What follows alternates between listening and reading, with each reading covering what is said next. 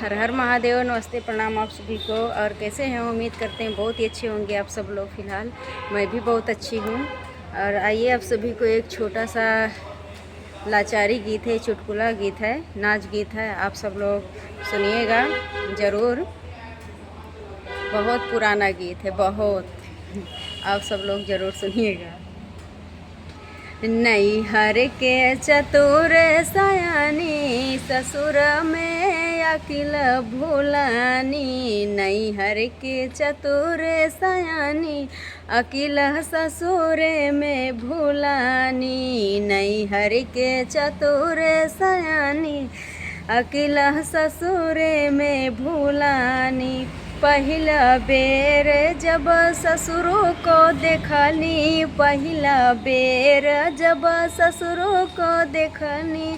घूंघटा काढ़ता नहीं जाने, अकेला ससुर में भूलानी।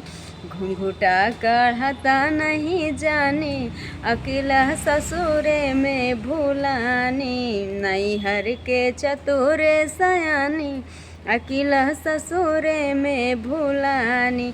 दूसरी बेर जब जेठ का देखनी, दूसरी बेर जब जेठ का देखनी। रहिया बेरकत नहीं जाने, अकेला ससुर में भूलानी।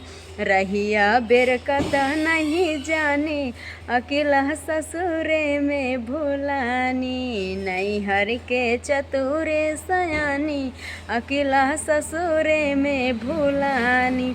तीसरी बेर जब देवरू के देखनी, तीसरी बेर जब देवरू के देखनी।